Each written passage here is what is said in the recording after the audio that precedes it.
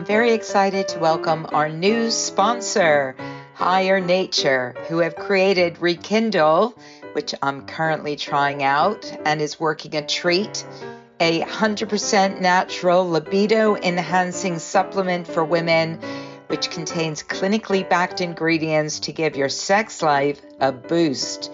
And who doesn't want that? Hi, this is Suzanne, and you're listening to Sex Advice for Seniors. And some of you may know that this podcast is actually distributed every week on Substack. And as a result of that, I've become quite active on Substack, which I'm really enjoying. I just think it's a great platform. I'm meeting loads of amazing people, one of whom is somebody that I've been following for a little while. And she is an author called Laurie Stone. She's written 6 books, most recently streaming now Postcards from the Thing That Is Happening, which was longlisted for the PEN Diamonstein-Spielvogel Award. And her Substack is called Everything is Personal. And you may wonder, what has all of this got to do with sex advice for seniors or anything to do with older people? Well, Laurie is an older person herself. And recently she and her partner decided on a whim to get married. And I'm always curious when people decide to do stuff like that. So here I am today talking with Laurie, and we'll be talking about that and a whole bunch of other stuff. So welcome, Laurie, to Sex Advice for Seniors. Hi, Suzanne. I'm so happy we're doing this because I liked you when we talked on the phone. I don't consider myself an older person because I don't like that category, but whatever. It's your party, and I'm a guest at your party. Yeah. I'm okay with the word older. I use the word olders, which is a word that Ashton Applewhite actually coined, who wrote a really good book called This Chair Rocks. And, I don't consider I'm 63 years old. I know you're a little bit older than me. And a lot older. And I just think the category, creating categories of any kind of biological framework it's not for me. I'm not entering. I'm not going in the box. But whatever. I can't stop anyone from thinking I'm in a box. I'm just not going in the box. Yeah. No, that's cool. And I'm cool with that. And you did something that was clearly very, very outside the box, at least in my world, where I definitely live outside the box when it comes to relationships. But you took the decision to marry your partner, Richard, yes. very recently and quite quickly. And I'm curious to know what that decision was all about. I have no idea. It was the weird. That's what I really like about it. We don't know. Like what? Why did we do this? What are we doing anyway? However, okay. So do you want me to tell you a little of the narrative? Yes. You know what? I think that Richard had been saying for years and years, not as a kind of pressure to marry or advertisement for marriage, just as some part of the reality, which was if we were married, you, Laurie, would save, a lot of money. We could do taxes together, blah, blah, blah, blah, blah. And I would say it's not worth it to me because I don't believe in marriage. And I wouldn't feel good doing something, that had to do with this kind of conformist activity and the understandings of what the married female human is in culture and society and historically. I wouldn't feel good about enlisting in that group. I don't want to go in that box, basically, in a sense, you could say. And then I suddenly saw a kind of wonderful blizzard of dollars with little wings on them fly into my vision. And I love money, and I never get it. I never can somehow, as a writer, get enough of it, or whatever that even means. It's absurd. But anyway, I like the idea of this vision of this money flying around with little wings. And I thought, oh, I could get some more of this. Maybe it's okay in some weird way. So the real kicker was, it turned out that Richard gets about 2/3 more in Social Security than I do. So our ages he's 74 and I'm 78. And it turns out that one issue was if we married within that 2024 timeframe, and it was December, we would still get the benefit of having been married in 2024. So we tried to hustle it to make sure we could do it still within the 2024, which we could do.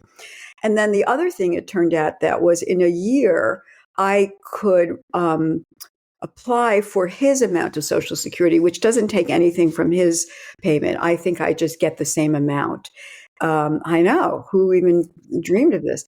And then you might ask, well, why were you willing to be a whore? Not something that I'm unwilling to be in certain circumstances.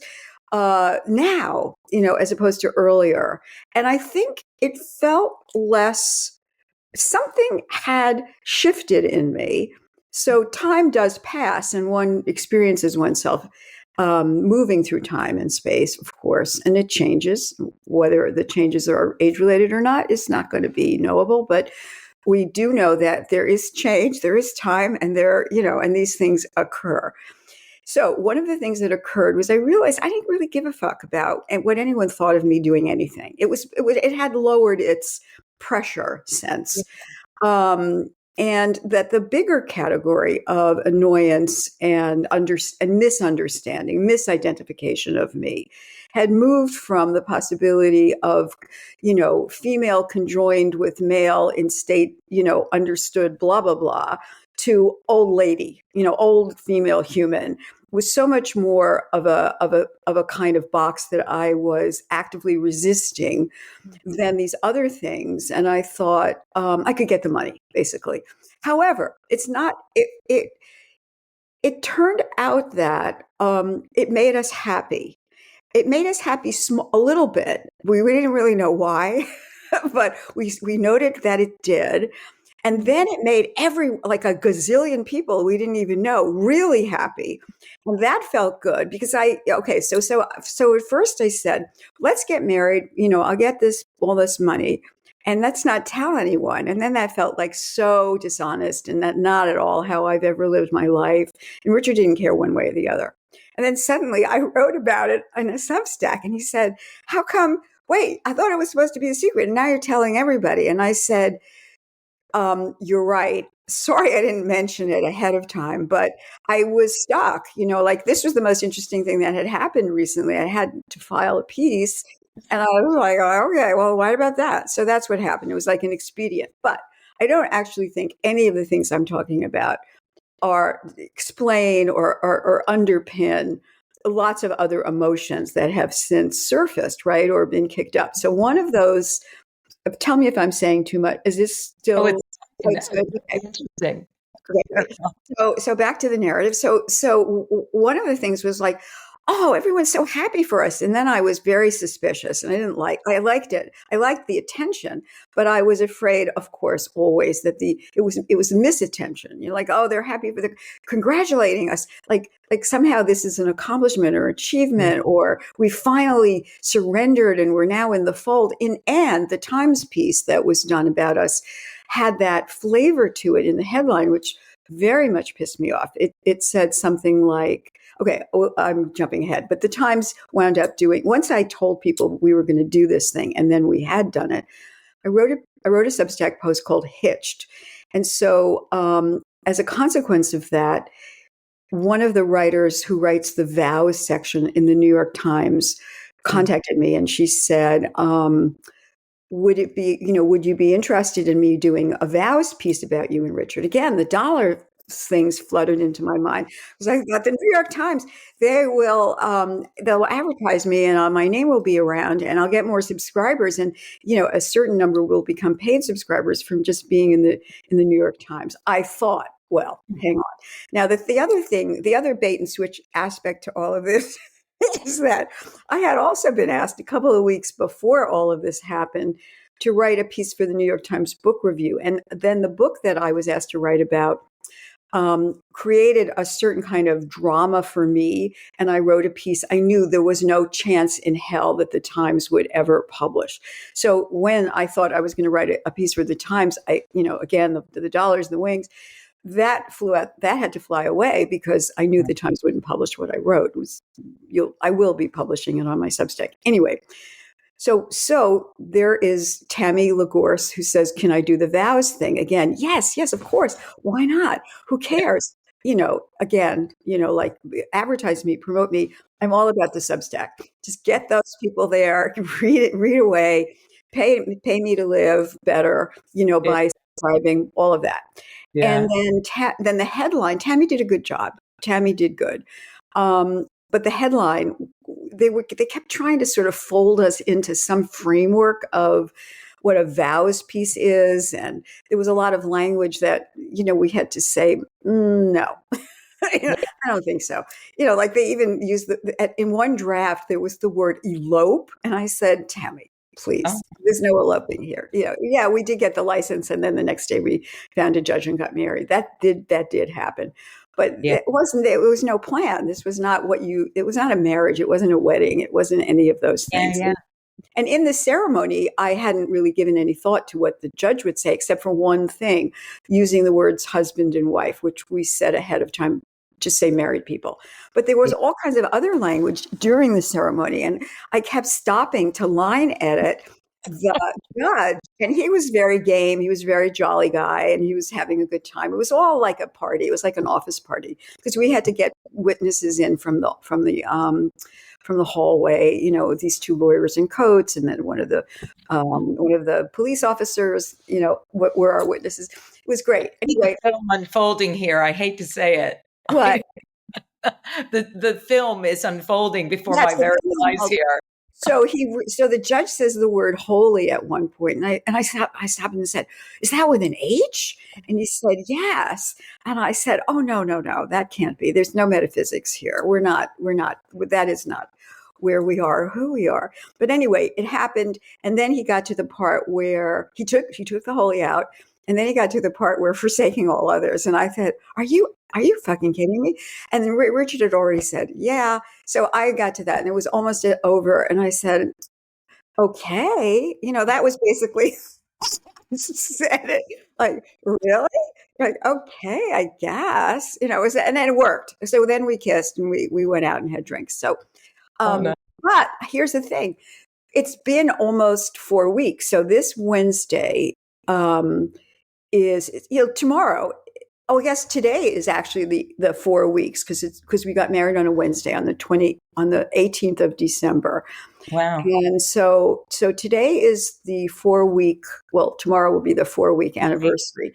And things we're like trying to be nicer to each other is how I would put it.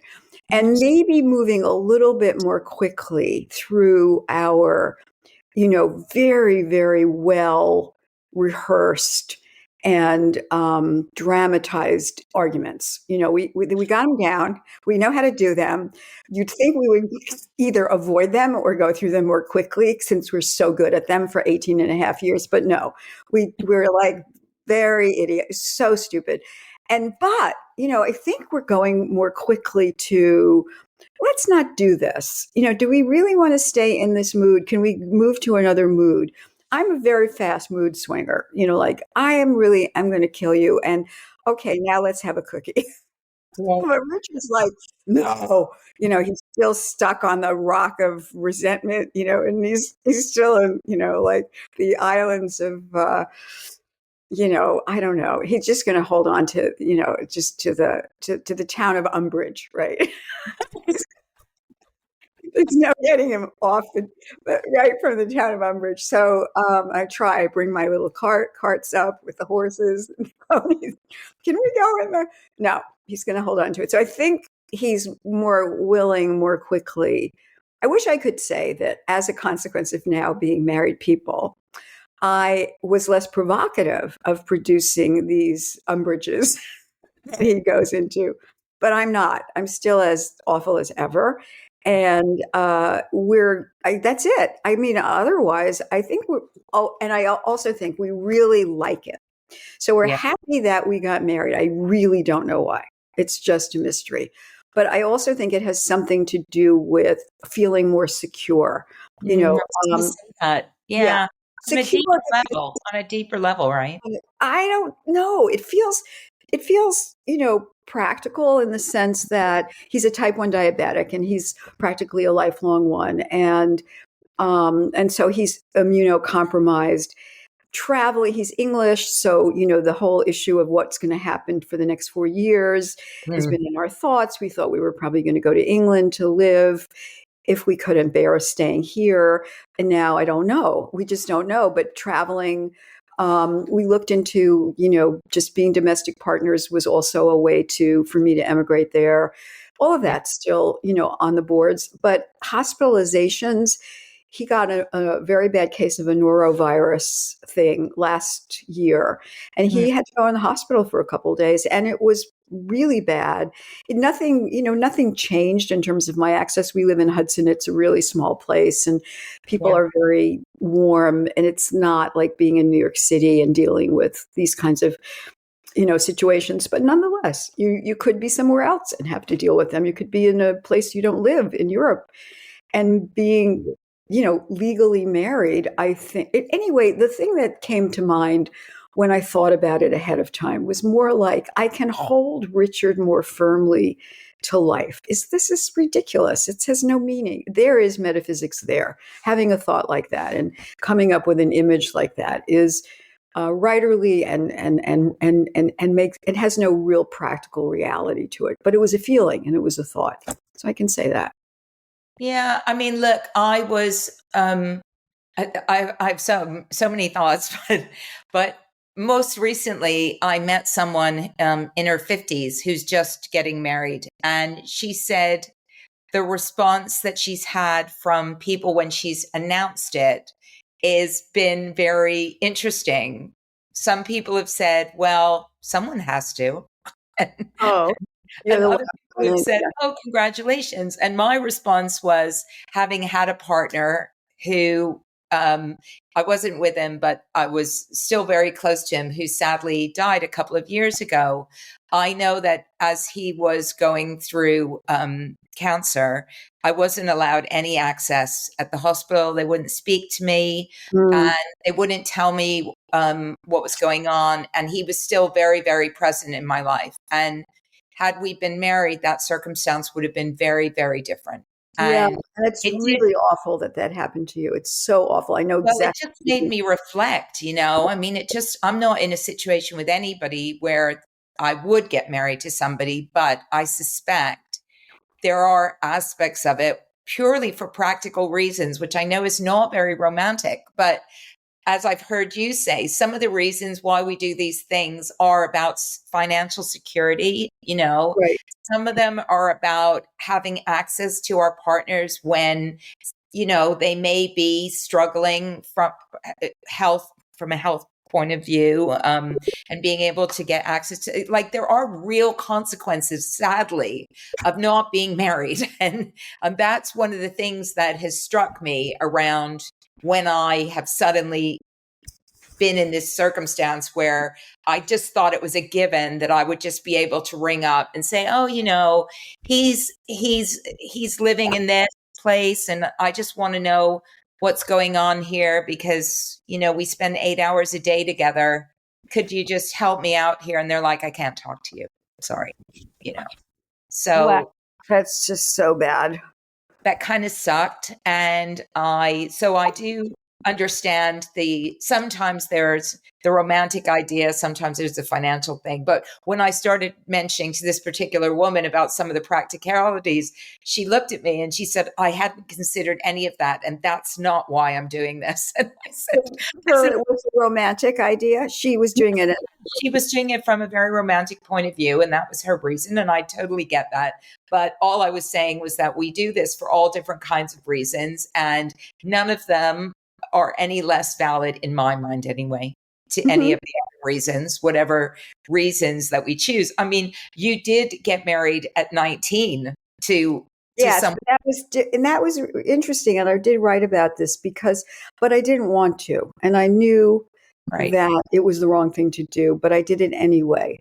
And I've done many things in my life where I knew, don't do this, and then done it. Many, many different kinds of things. So that wasn't the first and only. It wasn't the first time I had done something I didn't want to do. I knew I shouldn't. It's more that I shouldn't do this, but I'm going to do it. And those were the two sort of opposing sentences that simply were adjacent. There were no conjunctions like but and. Just there was an and. Yes, I don't want to do this, and I am going to do it. Well, I know that contradiction is kind of a central theme in your writing that you've said Yes. about that.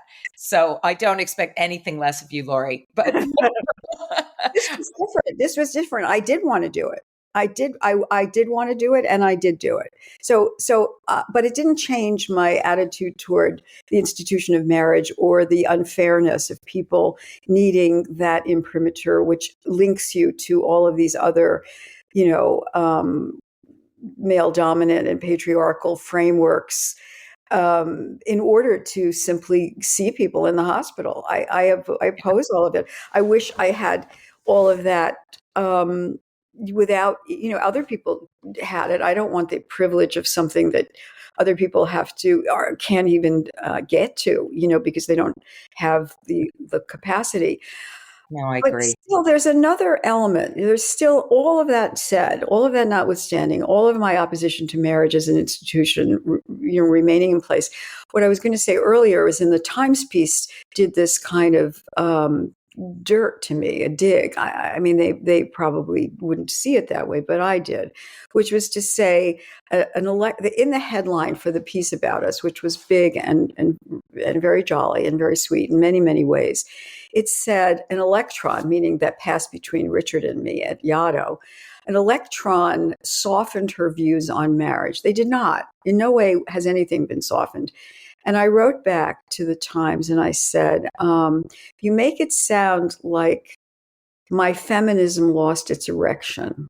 And let me tell you, my feminism remains rock hard.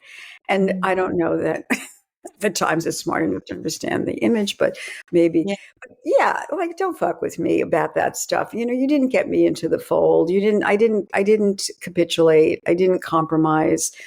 And there seems to be a sweetness dividend, is what I can say. And I don't know where it comes from. Maybe it's just people liking us, or we saying to each other, we love each other and we're not going anywhere. Something like that. And, in a more formal way, as a declaration in front of other people, even though no one else was there. But in a way, because we publicize so much, I publicize so much of my life. That's a kind of public declaration. Well, that was going to be one of my questions, was that you said that you really enjoy writing about your changing feelings. And Yes. how do you plan to incorporate your experiences from this marriage into your writing? Are there any plans?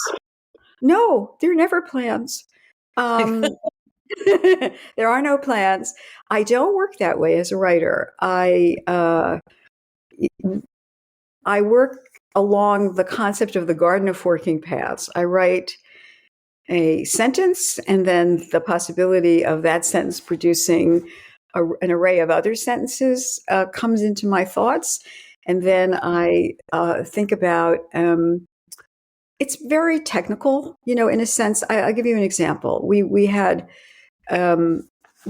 lunch the other day with these two people up here in the country, but I have to find what I wrote. Can I find it easily? Maybe it's easier on this other computer.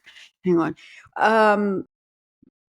I just have to find the wording and you'll understand. I mean, it'll be a good example, but just give me 1 second. Oh, here it is. Oh, yeah. So Richard and I have a practice in the morning. We often, he'll bring coffee up. I'm working in our bedroom these days because it's just warmer and it's very cold where we live and it's beautiful and the light's great.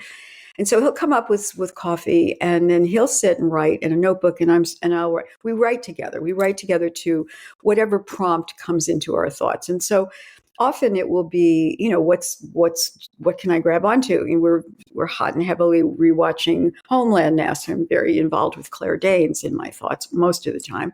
But anyway, we went to this lunch. And so the lunch had happened the day before. And the first line I wrote was yesterday where we visited a horse walk through the living room. Okay, so what happened actually was there was a horse. It did not walk through the living room, of course. It was outside the windows. But the writer is immediately going to think, I didn't think. I just simply put the horse in the house. And then Yeah. once the horse was in the house, you have to think, well, you put a horse in the house. Well, what's going to happen then? Is it going to knock over furniture? Who is the horse? And of course, eventually, by the third or fourth paragraph, so this is a tiny little piece. Uh, uh, let's see, where does it go? Okay, so then the narrator talks about having visited this house once before, very far in the past. And then at the end, the last paragraph is, yesterday I was the horse moving through the living room, careful not to knock over tables and chairs. I was the horse without a thought about things beyond my life as a horse. Everyone agreed we didn't know how we were going to live the next 4 years. It looks like I am going to move through houses, careful not to knock over things, then move out to a snowy field where my horsehair will keep me warm and where I will leave small hoof prints in the snow as everyone waits for spring. Okay, so obviously what happens is you put a horse in a house, you got to think more about the horse, the house, and what. Right. Okay. So that's how I write. That's how I write everything. Just, you make something up and then you think about, well, what are your obligations to this thing you've made up? And then it comes. It's not planned.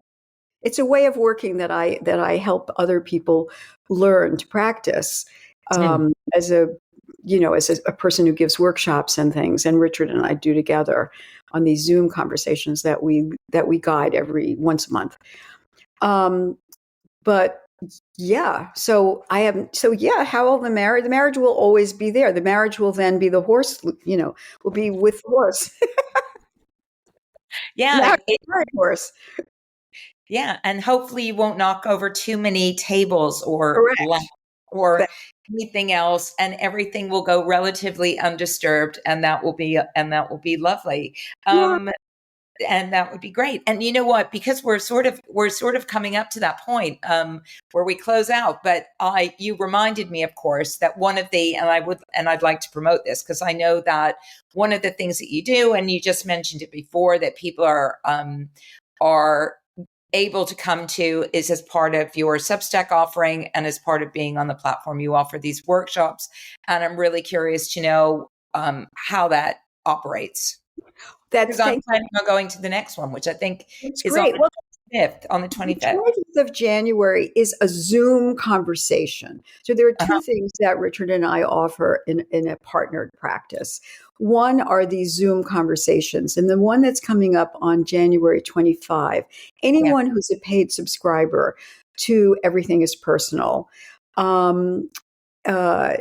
can come to these. You just have to send me an email and say, please put me on the list. And then I create a big list, and then they get a link just a few days before, just as normally people do.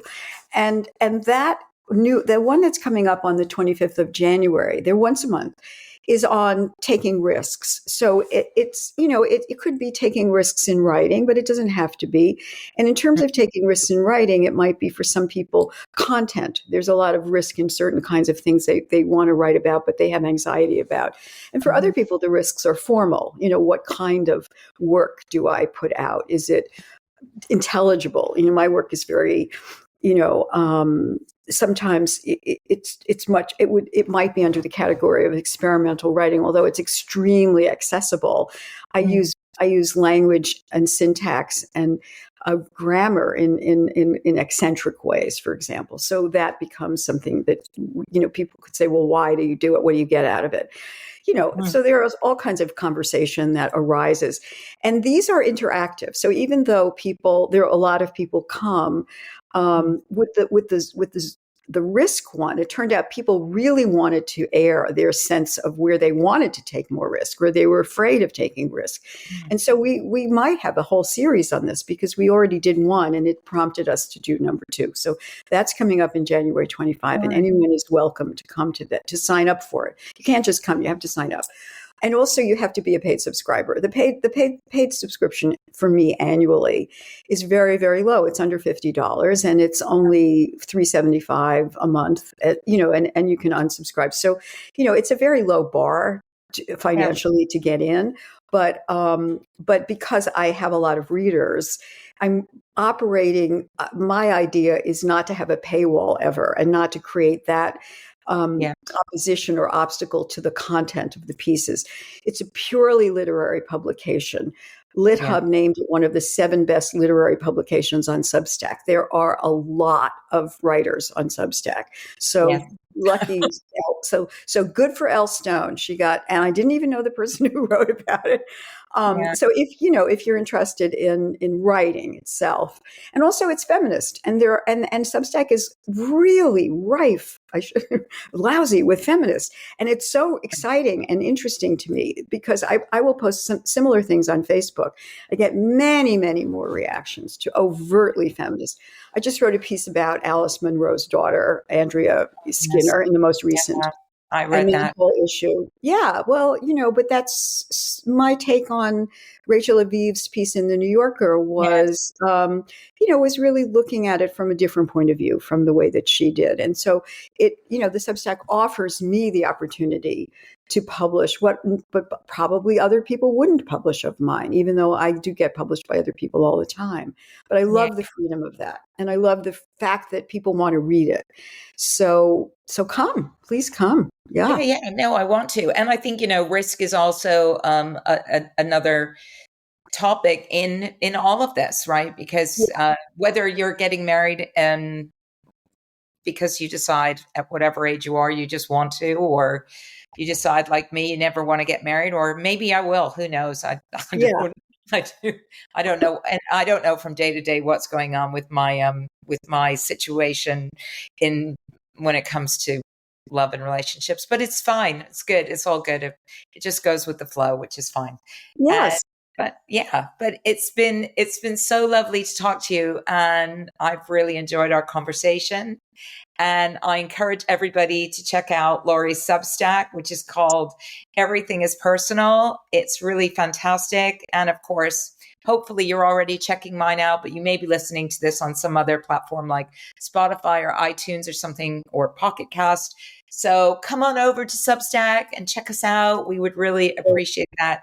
Thank you so much, Laurie. One more thing, I'll just add one tiny thing. You don't even have to remember Everything is Personal. You can just remember Laurie Stone at Substack.com. It will take you to me as it will to Suzanne's. Suzanne Noble at Substack.com will also take you to her site. Just to say that. Thank you so much for having me. I love talking to you, and I wish we lived closer. But I'll hopefully to New York this year because my son promises he's going to fly me over. So you never know. Yay. Yay.